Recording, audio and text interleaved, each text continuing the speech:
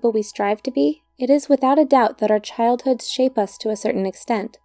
How we choose to react to different situations and the way we express ourselves are behavioral patterns that are formed starting at a young age when we first begin to learn how to make sense of our immediate environment. Marriage and family counselors Dr. Milan and Kay Yurkovic discovered that everyone has a certain love style based on their upbringing. A love style is comprised of our tendencies and inclinations of how we respond to our romantic partners. By understanding how we love, we can learn how our love styles affect our relationships. Here are Dr. Milan and Kay Yurkovic's 5 love styles. 1. The pleaser. The pleaser often grows up in a home with an overly protective or angry and critical parent. As children, pleasers do everything they can to be good and be on their best behavior, so as to not provoke a negative response from their parent. Pleaser children don't receive comfort. Instead, they spend their time and energy giving comfort to their reactive parent.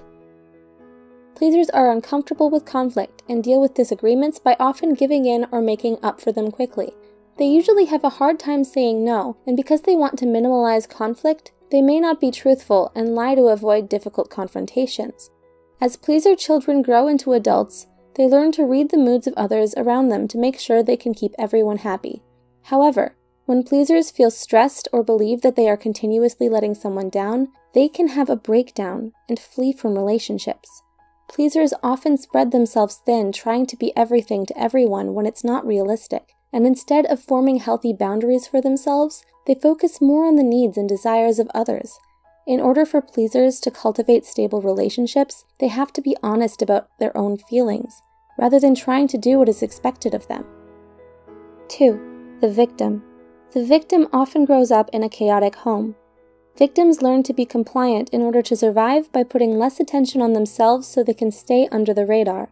To deal with their angry, violent parents, victim children learn at a very young age to hide and stay quiet. Because being fully present is painful for them, victim children often build an imaginary world in their heads to cope with the dangers they face on a daily basis. Victims have low self-esteem and usually struggle with anxiety and depression. They may end up marrying controllers who mirror the same behaviors as their parents. Victims learn to cope by being adaptable and going with the flow. They are so used to chaos and stressful situations that when they do experience calmness, it actually makes them feel uneasy because they anticipate the next blow-up. In order for victims to cultivate healthy, stable relationships, they have to learn self-love and stand up for themselves when a situation calls for it, instead of letting their partner walk all over them. 3. The controller. The controller usually grows up in a home where there wasn't a lot of protection, so they learn to toughen up and take care of themselves. They need to feel in control at all times to prevent the vulnerability they experienced in their childhood from being exposed in their adulthood.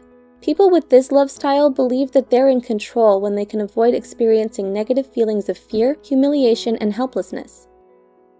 Controllers, however, don't associate anger as vulnerability, so they use it as a weapon to remain in power. Controllers have rigid tendencies, but may also be sporadic and unpredictable. They don't like stepping out of their comfort zones because it makes them feel weak and unprotected. They prefer to solve problems on their own, and like getting things done in a certain manner. Otherwise, they get angry. In order for controllers to form stable, long-lasting relationships, they need to learn how to let go, trust others, and keep their anger at bay. 4. The vacillator. The vacillator often grows up with an unpredictable parent. As children, vacillators learned that their needs aren't their parents' top priority. Without consistent affection from their parent, vacillators develop a deep fear of abandonment. But when the parent finally feels like giving their time and attention to them, vacillators are usually too angry and tired to receive it. As vacillators enter adulthood, they try to find the consistent love they were deprived of as children.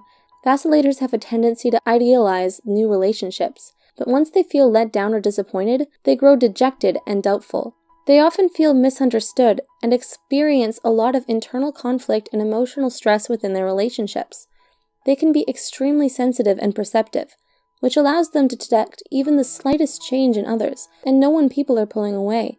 In order for vacillators to cultivate healthy, stable relationships, they need to learn how to pace themselves and get to know someone before committing too soon and getting hurt by their own expectations.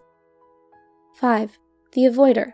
The avoider often grows up in a less affectionate home that values independence and self-reliance. As children, Avoiders learn to take care of themselves starting at a very young age and put their feelings and needs on hold to deal with their anxieties of having little to no comfort from their parents. Avoiders tend to like their space and rely on logic and detachment more than their emotions. They get uncomfortable when people around them experience intense mood swings. In order for avoiders to cultivate healthy, long-lasting relationships, they need to learn how to open up and express their emotions honestly. Which love style do you identify with? Please share your thoughts with us below.